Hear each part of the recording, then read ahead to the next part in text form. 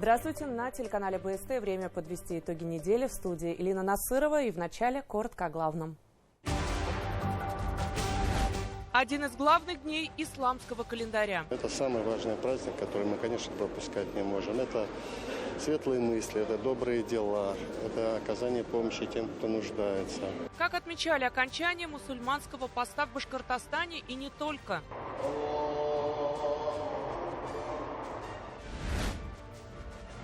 Карта дорожных работ. Если яма больше длиной 15 и глубина 5 сантиметров, то она считается аварийной. Как помочь коммунальщикам с устранением ям на дорогах? И при чем тут весовой контроль? Если вес превышает норму, начинается разговор уже не о тоннах, а о штрафах. Дважды в одну реку. Лед поднимается, вода поднимается. Но к забору я домой забежал. Бежать-то некуда, кроме дома. Куда ты денешься? Как готовятся к предстоящему половодью жители деревни Азова, подтопленной год назад. Истории пострадавших и комментарии специалистов по недопущению трагедии. Огонь!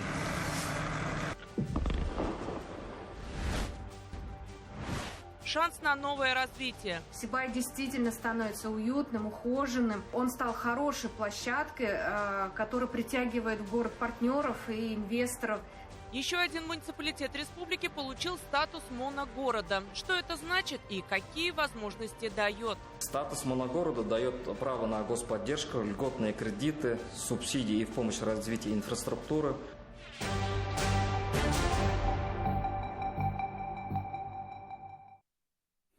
Неделя выдалась короткой и знаковой для мусульман всего мира. Они отметили Ураза-Байрам, знаменующее завершение строгого поста. Праздничные проповеди состоялись практически во всех мечетях Башкортостана. Верующих поздравил верховный муфтий России Талгат Таджудин и глава Башкортостана. Праздник отметили и военнослужащие в зоне СВО. О том, как прошел один из двух главных священных праздников в исламе, расскажет Руслан Батыргареев.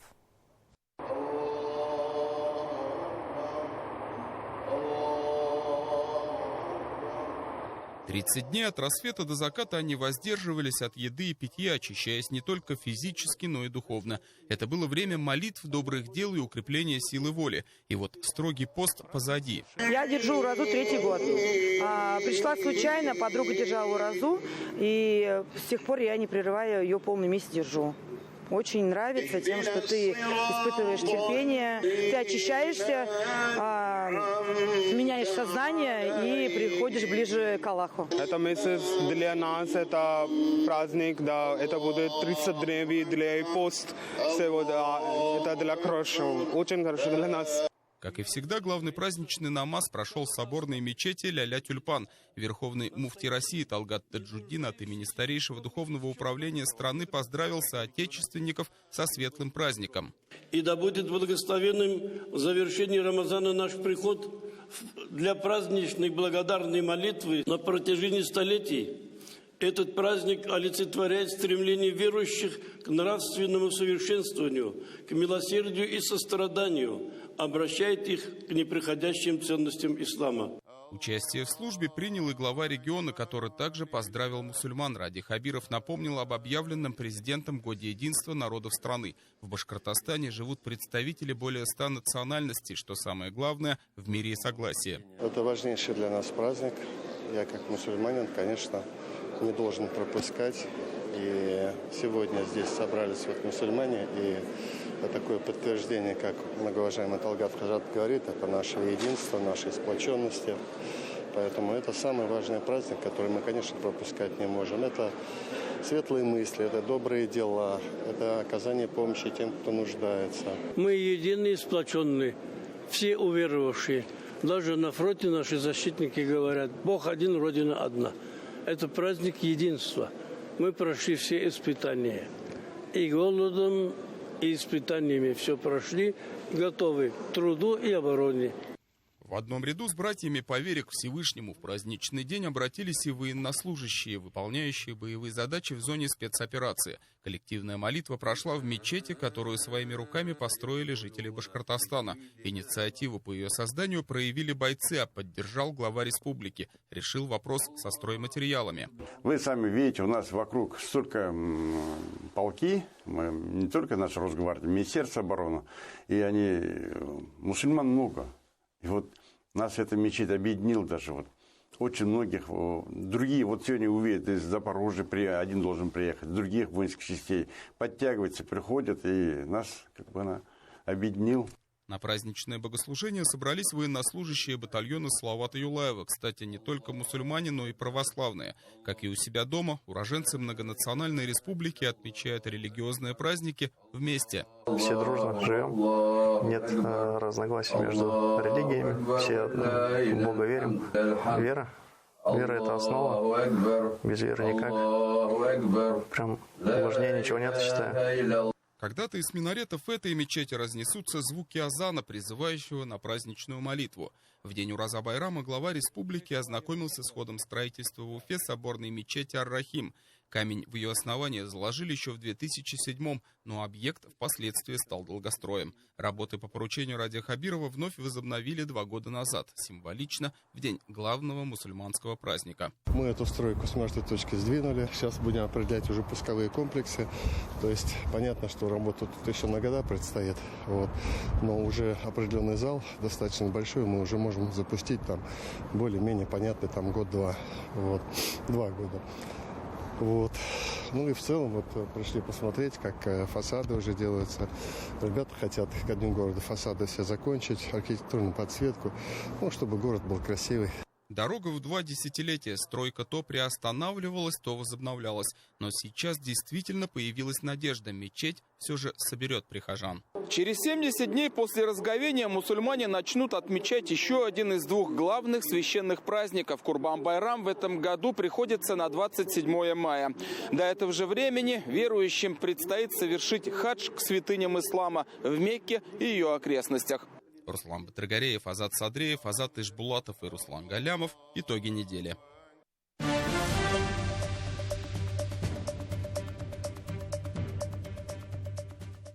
Слаженный экипаж и поддержка операторов БПЛА. Танкисты батальона имени Зорина мотострелкового полка «Башкортостан» продолжают работу на Краснолиманском направлении в Луганской Народной Республике.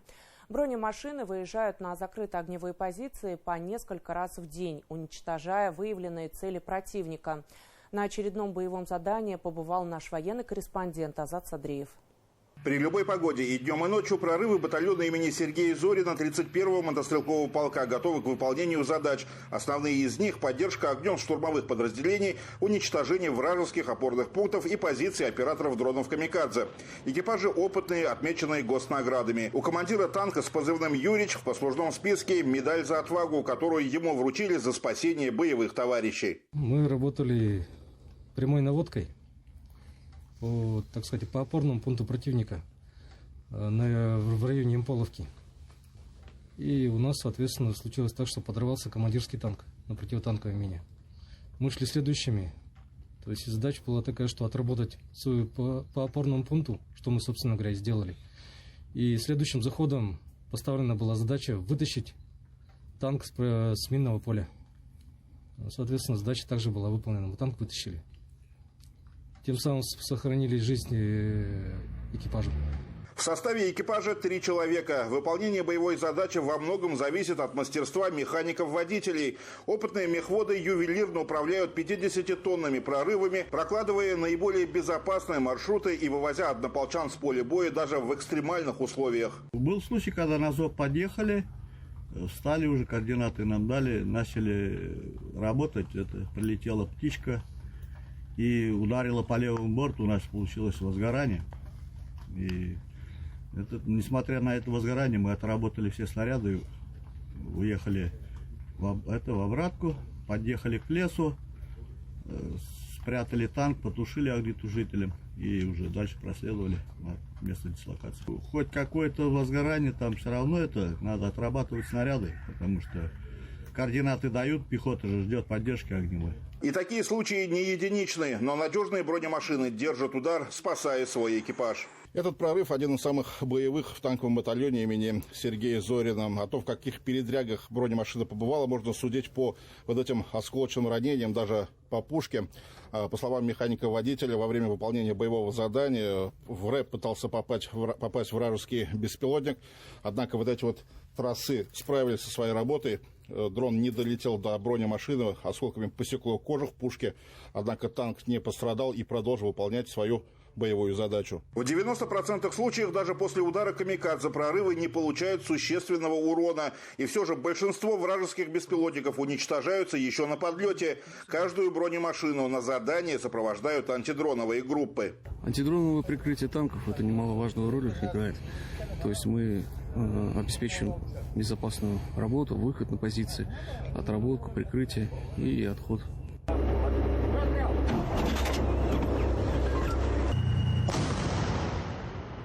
Каждый выстрел – это результат длительных тренировок и, конечно же, боевой опыт танкистов в зоне проведения специальной военной операции. Первый снаряд, он обычно пристрелочный. Дальше, после небольшой корректировки с БПЛА, опытный наводчик может точно положить боеприпас в окошко опорника противника на расстоянии до 10 километров. Т-90М прорывы оборудованы автоматическими системами заряжания снарядов, что обеспечивает скорострельность, а значит, сокращается время нахождения боевой машины на позиции и снижаются риски обнаружения. Каждый экипаж работает как единый механизм, сказываются годы совместной работы. В этом экипаже уже где-то, наверное, 1,5 года, наверное. Экипаж слаженный. Работаем. А насколько вот точно эта машина, вот насколько поражает цель успешно? Ну, Т-90, он на прямой наводке, как снайперская винтовка. В нем нет равных.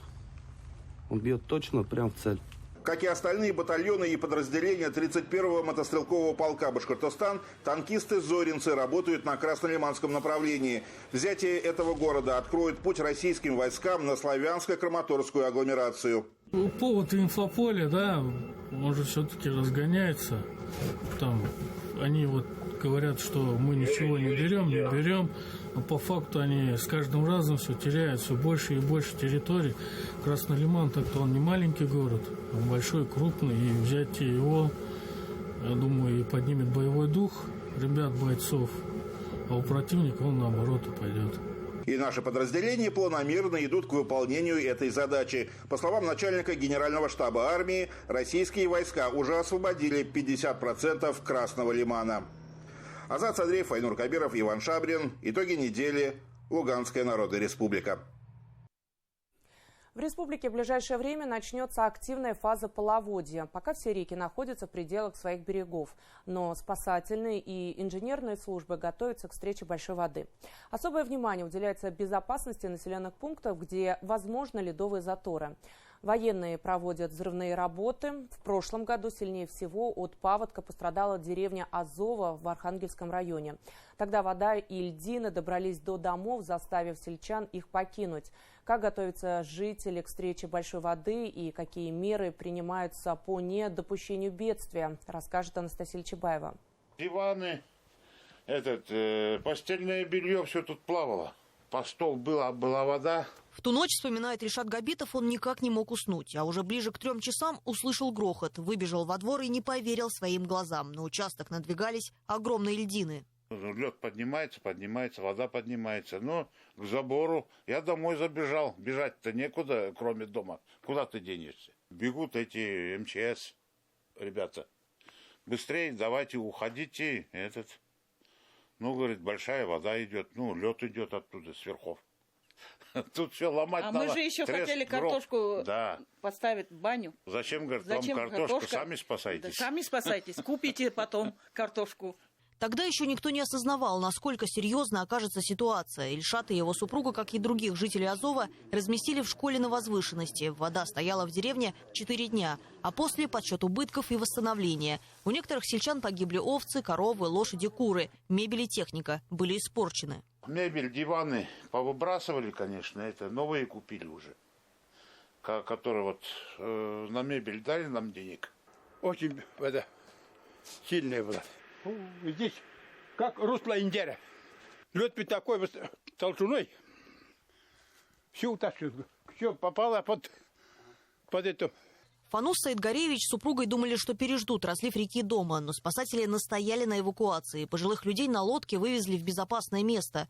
В этом году пенсионеры надеются, что стихия не постучится в их дом, но документы на всякий случай держат под рукой. Не готовимся, однако, как солдат, всегда на шику. Однако боимся. На нашем веку это такой впервые был. Подготовиться – это уже задача специалистов и властей. Сейчас этим и занимаются компетентные службы, привлечены инженерные войска.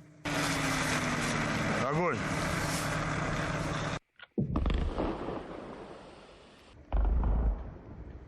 Чтобы избежать ледовых заторов, которые в прошлом году и стали причиной потопления Азова, саперы проводят взрывные работы. Кроме того, подготовлены пункты временного размещения. В случае угрозы население будет проинформировано, в том числе и через СМС-сообщения.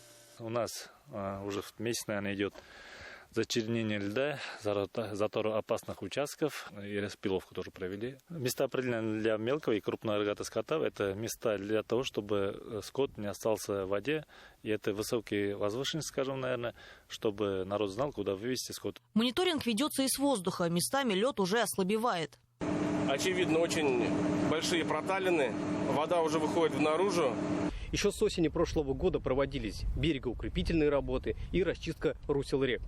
Также мы отслеживаем обстановку с помощью космического мониторинга, гидропостов, наземных групп, беспилотной авиации МЧС России. При необходимости будет задействован и пожарно-спасательный вертолет К-32. Здравствуйте. Здравствуйте, здравствуйте. У нас ежегодно домовой обход. Для жителей Казареза признак наступления весны не только прилет грачей, но и визит спасателей. Они своего рода вестники тепла. Если в дверь постучались люди в форме, значит скоро паводок. Дорога, ведущая к поселку, ежегодно весной уходит под воду. Машины скорой помощи и МЧС, и пожарные машины у нас за сутки уже начинают дежурить около магазина. Но никаких, вот насколько я знаю, чрезвычайных ситуаций не было. Если помощь нужна, всегда специальная машина, кому нужна машина, по графику вывозила, привозила. И школьников также. Номера телефонов, если да, что, наши круглосуточные, да. всегда все помогут, ответят. Да, в курсе дела. Тем не менее, сотрудники управления гражданской защиты и пожарной охраны проводят подомовой обход, уточняют наличие детей, маломобильных граждан, но предстоящее половодье старожилов уже и не пугает. Сейчас ведь нас не затапливают только там. У моста затапливают. Тут из берегов не выходит у нас. Как там дамбу сделали, как сказали, топить нас тут не будет. А 90-е годы мы на лодках тут плавали. Половодье – время, когда в полной готовности находятся не только спасатели, но и другие службы. Газовики, энергетики. В каждом муниципалитете организованы штабы. Проходят смотр сил и средств, которые будут задействованы в случае потопления территорий. Сегодня проводим учения в рамках подготовки к противопаводковым мероприятиям. Вот сегодня был выставлен полностью штаб номер 5. Штаб номер 5 это будет работать в микрорайоне Нижегородки, в деревне Казарез, а штаб номер 6 будет работать в микрорайоне Затон. Круглосуточно идет дежурство инженерных служб. Работают оперативные аварийные группы. Затапливаемая зона – это Нижегородка и поселок 8 марта, где имеются маленькие котельные, которые обеспечивают школы, детские сады, ну и жилье, теплом и горячей водой. На каждом объекте установлены датчики затопления. При поступлении воды на любой наш объект происходит подача сигнала. Крупные реки республики еще скованы льдами, но вскрытие водных артерий, скорее всего, произойдет раньше обычного. Также метеорологи предупреждают о возможных неблагоприятных явлениях в прибрежных зонах Уфы и в населенных пунктах, расположенных в поймах горных рек. Более точный прогноз специалисты представят на следующей неделе. Анастасия Ильчебаева, Роберт Давлетбердин, Булат Закирьянов. Итоги недели. В Башкортостане стартовал сезон ямочного ремонта. Снег сошел, а вместе с ним в некоторых местах и асфальт. Дорожные службы вышли на устранение дефектов, а у жителей есть возможность помочь фиксировать ямы и отправлять их через специальный электронный сервис. Параллельно усиливают весовой контроль. Именно перегруженные большегрузы весной становятся главными разрушителями асфальта. Подробности в репортаже нашего корреспондента. Ямы на дорогах – тема, может, и заезженная, но одна из самых острых. Неспроста сезон ремонта, который открывается по весне, приковывает к себе столь пристальное внимание. В Уфе дорожные службы уже вышли на маршруты. Рабочие фиксируют дефекты, замеряют глубину и площадь повреждений. чтобы понять, нужна ямочная заплатка или придется вскрывать целый участок. Если яма больше длиной 15 и глубина 5 сантиметров, то она считается аварийной. Мы визуально смотрим и приступаем. Наше первое, мы отдалбливаем компрессором яму, потом выдуваем и затем уже заливаем горячую асфальтобетонную смесь, литой асфальт. Если даже есть какая-то влага, он его выпаряет. Как уверяют чиновники, в борьбе за качественные дороги помочь могут и сами жители. Заметили опасную яму, сфотографировали и отправили на специальный сервис с указанием адреса. Информация поступает напрямую в дорожные службы. Идти на сайт администрации города, там есть карта ямочного ремонта, и оставить заявку. Заявку рассматривают в течение 3 дней, и при принятии в работу коммунальные службы уже в ускоренном режиме начинают отрабатывать. Перепады температуры и обильное таяние снега – причина скорее вспомогательная. Главный разрушитель асфальта весной – перегруженный транспорт. Когда грунт становится мягким, многотонные фуры продавливают покрытие, оставляя после себя колейность и выбоины. Именно поэтому параллельно с ямочным ремонтом в регионе усиливают весовой контроль. М5 – одна из основных транспортных артерий. Разница в весе между большегрузами может достигать несколько десятков тонн. Но благодаря пункту весового контроля скрыть лишнее не получится. И если вес превышает норму, начинается разговор уже не о тоннах, а о штрафах. Нарушителю грозит до 600 тысяч рублей. Суммы внушительные, поэтому выгоднее все же соблюдать правила. Вчера оформили одного водителя, тоже выезжал со стороны карьера. Остановили, оформили, возбудили дело об административном правонарушении. Мобильные пункты весового контроля разворачивают на самых оживленных участках. Сотрудники Ространснадзора проверяют документы и отправляют машину на весы. Расчет идет исходя из нагрузки на каждую ось фуры. Машина заехала, трехосная, одиночка. У него общая масса не больше 20 тонн, а нагрузки идут 9, 8, 8. Первая ось у него показала, выходит 5680, вторая 5890, третья 6890. Допустимые нормы.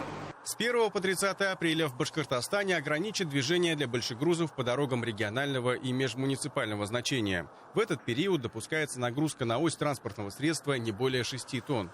А вот с 20 мая до конца лета при температуре выше 32 градусов движение для всех грузовиков под запретом. Сейчас с Москвы обратно в Китай, а Лошанько, потом грузимся и обратно в Москву, туда-сюда. Но мы не нарушаем, у нас все, видите, все документы и дозвол, все всегда есть, все в комплекте, все хорошо. Так что проблем никогда нет. За последние годы власти усилили борьбу с нарушителями. Ситуацию с большегрузами на личном контроле держит глава республики. На прямой линии он рассказал о результатах такой работы. Собранные штрафы идут на возмещение ущерба. Только с пунктов весового контроля в прошлом году собрали почти 1 миллиард рублей. Вот это все, и падает дорожный фонд, все штрафы, и опять же мы отправляем на дороги. Вот чтобы это вы все понимали, что штрафы возвращаются. У нас, опять же, нет самоцели, по идее, штрафами людей измочить. Ездите нормально, и не будет штрафов тогда. Тем временем специалисты продолжают инспектировать дороги, оцифровывая ямы для их дальнейшего устранения. Ну а более масштабные работы начнутся чуть позже, с апреля, когда запустят асфальтобетонные заводы. Артур Шамсудинов, Азат Ишбулатов, Руслан Галямов и Виктор Демидов. Итоги недели. Правительство России присвоило Сибаю статус моногорода. Соответствующее распоряжение подписал премьер-министр страны Михаил Мишустин. Теперь в республике их стало 7. Перечень также входит Белебей, Белорецк, Благовещенск, Кумертау, Учалы и Нефтекамск. Особый правовой режим присваивают населенным пунктам, экономика которых критически зависит от одного или нескольких родственных градообразующих предприятий. Какое право получают моногорода и какие меры поддержки предусмотрены, расскажет Алия Альтубаева.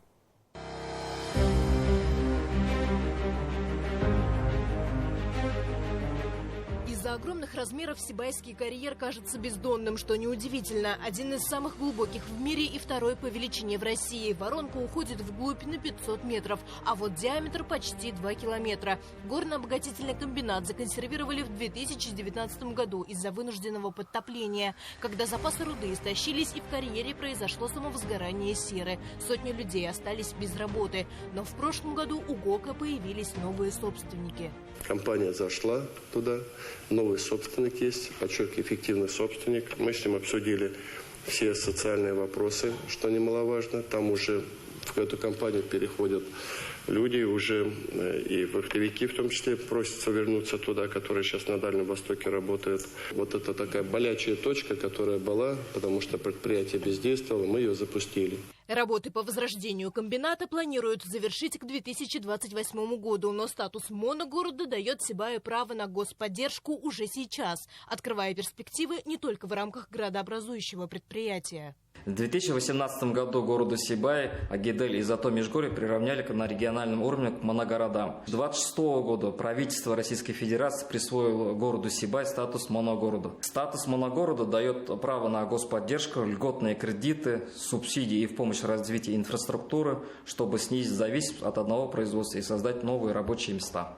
Такие города получают право на государственную поддержку. Помимо льгот для бизнеса, создаются территории опережающего развития с особым правовым режимом, привлекают инвестиции, ускоряют развитие экономики и улучшают уровень жизни населения. Для инвесторов предусмотрены существенные налоговые льготы и пониженные социальные взносы. Сибай действительно становится уютным, ухоженным. Он стал хорошей площадкой, которая притягивает в город партнеров и инвесторов. И в этом, кстати, огромную роль играет наш инвестиционный Сабантуй-Зауралье. Взять хотя бы последние годы, отремонтировали городской дом культуры, активно ремонтируются больницы и школы, благоустраиваются дворы и общественные пространства. И у каждого из остальных моногородов своя история. Еще в 2014 году такой статус получили сразу 6 муниципалитетов республики. Один из них – Кумертау, который первым в Башкортостане стал территорией опережающего социально-экономического развития. Этот инструмент как раз и призван диверсифицировать экономику,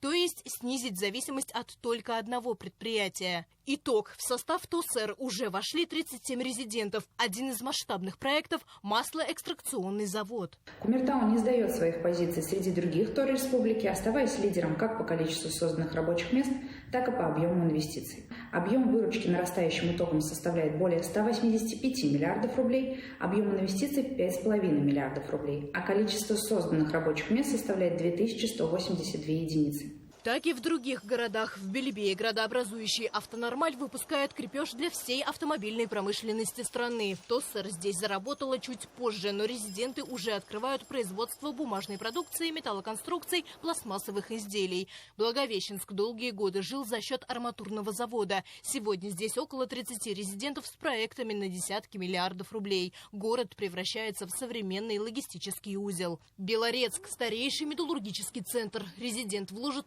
10 миллиардов рублей в строительство инновационного завода по переработке железнорудного концентрата в гранулированный чугун. А вот Нефтекамск – самый крупный моногород республики, почти 140 тысяч человек. Стоит ли говорить о Нефазе, выпускающем автобусы на шасси КАМАЗа? Список замыкают Учалы, город горняков, где все держится на горнообогатительном комбинате, одном из крупнейших производителей медного и цинкового концентрата в стране. Следует отметить, что такие города, как Белебей и Кумертау, улучшили свое положение с момента последнего датирования моногородов, это 2014 года, и повысили свои категории. Для республики каждый новый моногород – это больше, чем строчка в федеральном реестре. Башкортостан закрепляет за собой статус региона, который умеет работать со сложными экономическими территориями. Здесь не просто сохраняют производство, их перезапускают и выводят на новый уровень. А значит, у людей появляется выбор – не уезжать в поисках работы, а оставаться дома и развивать свой город. Алия Эльтубаева. Итоги недели. На неделе в Москве состоялось заседание Генсовета «Единой России». Участие в нем принял глава республики Ради Хабиров. Главная тема повестки – выборы в Госдуму. Перед однопартийцами выступил секретарь Генерального совета партии Владимир Якушев. Он обозначил основные задачи на предстоящую избирательную кампанию. В общей сложности более 1700 членов партии выдвинули свои кандидатуры на предварительное голосование на всех уровнях выборов, в том числе 168 участников специальной военной операции. На заседании также показали ранжирование регионов по сложности избирательной кампании. Башкортостан находится в зеленой зоне, то есть регион показал хорошие результаты по итогам выборов 2021 года. Мне кажется, она будет достаточно конкурентной. Другие политические партии также уже проводят аналогичные мероприятия и тоже вполне настроены на борьбу у нас, вы знаете, в республиканском. И в парламенте представлены достаточно сильно парламентские партии. Поэтому настраиваемся на конкурентную борьбу. Собственно, так и должно быть. И в этом, наверное, успех-то, когда в конкурентной борьбе и побеждают, потому что тогда сильные приходят. В Башкортостане на неделе открыли сразу 3 ключевых объекта агросектора республики. Это убойный цех в Мелеузовском и 2 молочных комплекса в Дуванском и Стерлитамакском районах. Открытие производств состоялось в рамках агропромышленного форума и международной выставки, которые прошли в Уфе. Кроме того, состоялось подписание соглашения о создании в регионе машинно-технологической компании, которая сделает современную технику доступнее для сельхозпроизводителей. Все подробности у Динары Таймасхановой. Прошу вас разрешить открытие. Разрешаю. Молочно-товарная ферма в Стерлитамакском районе – настоящий гигант. Она рассчитана на содержание 3500 дойных коров, а ее годовая мощность достигнет 40 тысяч тонн молока. Инвестиции в проект превысили 6 миллиардов рублей. В комплексе применяются передовые инженерные решения и элементы искусственного интеллекта, что делает его одним из самых современных в России. Это такое крупнейшее предприятие, в нем реализован инвестиционный подход, это моноблок и кросс-вентиляция. То есть решение, которое позволяет контролировать климат в коровнике в любую погоду, в любое время года. Да, это более энергозатратно, но, как показала зима, там были самые комфортные условия, даже вот в условиях 40-градусного мороза. На данный момент продолжается возведение корпусов для выращивания молодняка, но основная часть объекта уже действует.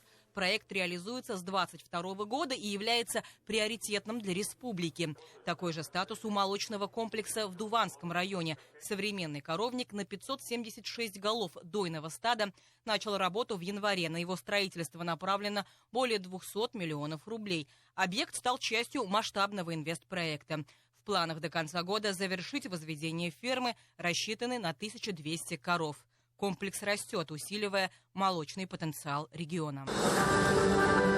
Третий объект агросектора, который открыл двери, убойный цех в Мелеузовском районе с полным циклом переработки. Объем вложений 150 миллионов рублей. Производственная мощность достигнет 10 тысяч голов КРС в год. Параллельно ведется проектирование следующей очереди цеха глубокой переработки мяса. Убой будут вести по технологии халяль, что расширит рынки сбыта продукции. Все каноны, халяль мы соблюдаем. Корова фиксируется, укладывается, режет мусульманин, который намаз считает. У нас в убойном цехе имеется молельная комната. Еще в Башкортостане появится новая машино-технологическая компания. Соглашение об этом было подписано с компанией «Росагролизинг». Запуск МТК запланирован уже на этот год. Она поможет аграриям оперативно привлекать современную технику для полевых работ без необходимости содержать собственный парк машин.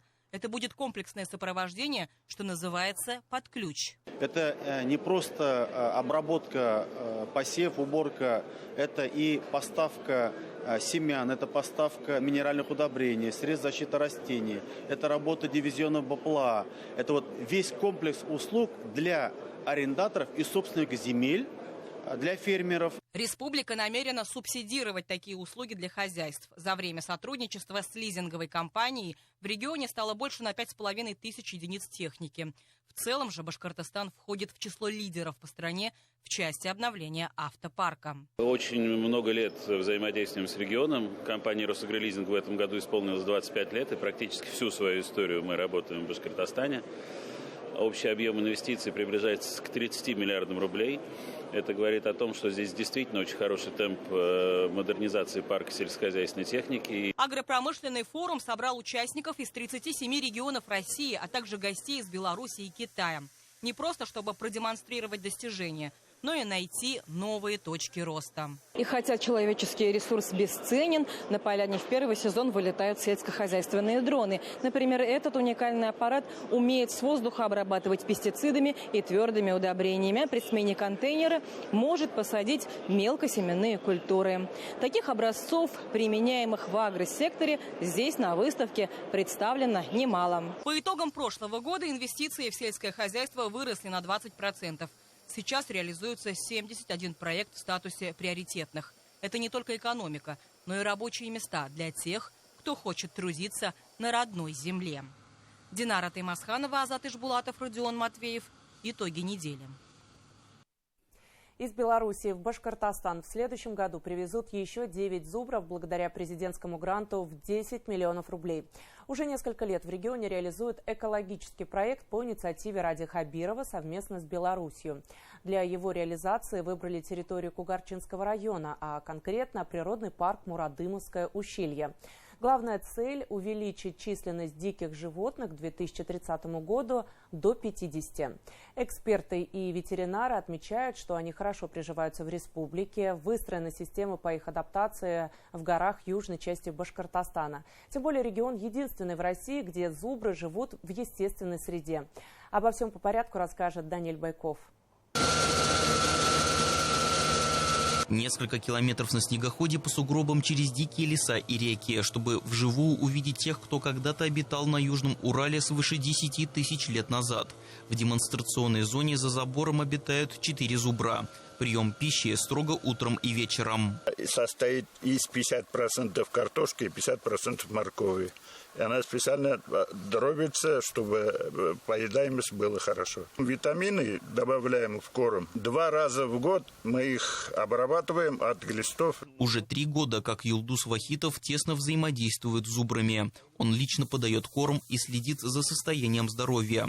Говорит, что животные за весь период уже привыкли к работникам природного парка и не боятся подходить близко. А вот при виде съемочной группы осторожничают и обходят стороной. Чужих сразу чует, а когда мы сами заходим, они почти вот рядом 5 метров от нас ждут, стоят, когда мы отойдем и начинают торопиться. По свету даже курточек разбирают. В светлой куртке зайдешь, уже не свой. 4 особям, которые находятся под наблюдением, с начала оттепели добавили в рацион и другое лакомство. Также весной на трапезу им подают ветки из черемухи ивы. Они помогают восполнить в организме животных такие важные микроэлементы, как железо, цинк. То есть то, чего не хватает зимой. Всего на территории Мурадымовского ущелья сейчас обитает 25 зубров. Их привезли из Белорусского национального парка Беловежская пуща. Проект реализуют с 2023-го. За эти годы на Южном Урале животные уже успели дать потомство. На свет появились 8 телят. Ученые совместно с коллегами из союзного государства внимательно следят за каждым животным. Отмечают, что они успешно проходят акклиматизацию и чувствуют себя уверенно в условиях дикой природы Башкортостана, в отличие от европейской территории страны. Понравилось очень здесь разнотравье богатые. Здесь нету ни деревень близко, на площади около 10 тысяч гектаров. Они вот в этом округе находятся у нас. Много разнотравья здесь. Но очень понравился наш башкирский ковыл у них. Огромное внимание увеличению популяции зубров в регионе уделяет лично глава Башкортостана. Ради Хабиров считает, что этот научный проект поможет разнообразить природу республики, а также восстановить баланс, так как в начале прошлого века дикие животные оказались на грани исчезновения. Это серьезный научный проект. Я считаю, что будет здорово, когда у нас в наших лесах будут жить эти прекрасные величественные звери. Вот посмотрите, вот за моей спиной, это вот небольшое стадо, 4 самки. Вот, у нас стадо пополняется, мы еще закупим. Вообще, через лет 20-30, это проект в долгую, значит, будет большое стадо, самовоспроизводящееся. Потому что, как я говорю, зубры жили. Это вот то, что мы, как люди, должны оставить после себя. По плану в Мурадымовское ущелье в начале 2027-го должны привезти еще 9 зубров. Цель – довести общую численность до 50 к 2030 году. Которые не позволят им исчезнуть, которые, значит, уже будут стабильны, а впоследствии, значит, планы как бы у нас на десятилетие, чтобы Южный Урал заселить этим видом, очень интересным, значит, этим видом животного, который некогда обитал здесь, и уже учеными доказано это. Вот. И достигнуть популяции, южноуральской популяции зубров в количестве не менее 500 и более, наверное, особей. Интерес проявляют и туристы. За 5 лет их число выросло вдвое. Приезжают не только из Башкортостана, но и из соседних регионов, а также Москвы и Петербурга. Для удобства и комфорта посетителей здесь построили удобный маршрут со смотровой площадкой, откуда можно наблюдать за животными, не нарушая их покой. Даниэль Байков, Вахид Халимов, Ильдар Давлетов. Итоги недели. На этой неделе завершился регулярный чемпионат континентальной хоккейной лиги. Салават Юлаев в заключительном матче был сильнее Сочи. первом раунде плей-офф уфимцы сыграют против автомобилиста из Екатеринбурга. Первый матч пройдет для Салавата на выезде уже в понедельник. Артем Кочешев подведет итоги регулярного чемпионата и сформулирует главные вопросы перед стартом плей-офф Кубка Гагарина. Позади 68 матчей. Этот путь получился непростым. Салават Юлаев еще перед началом сезона потерял статус одного из лидеров. Впервые за многие годы башкирский клуб начинал на фоне невысоких ожиданий. Успехом стало бы попадание в игры плей-офф. А первый отрезок чемпионата получился даже хуже, чем прогнозировалось. Несмотря на старания и самоотдачу, команда не могла набрать ход. Как результат, последнее место в таблице. Болельщикам хотелось стабильности, а главный тренер Виктор Козлов пытался сбалансировать коллектив. Тренерский штаб нас верил, и не было никакой паники. Это большую роль играет, когда ты чувствуешь доверие. И я думаю, там шаг за шагом у нас все потихоньку получалось. И потом подъехали там ребята, дали нам такой позитивный импульс. Сложно сказать, когда именно наступил перелом. Из ямы уфимцы выбирались плавно. Причиной тому целая череда событий. Прежде всего, удачные сделки на рынке игроков. После неожиданного ухода Александра Хмелевского в команде появился новый лидер – канадец Шелдон Рэмпл. Удачными также можно назвать приобретение Евгения Кулика и Дэвина Брассо. Получили свой шанс и собственные воспитанники. Место в воротах занял Семен Визовой, а в атаке ярко проявил себя Артур Фаизов. Спасибо тренерскому штабу, что доверяет мне. В начале сезона, наверное, было не просто насчет адаптации, а в принципе сейчас уже влился в коллектив, все хорошо. Таким образом, ближе к Новому году это была уже совершенно другая команда.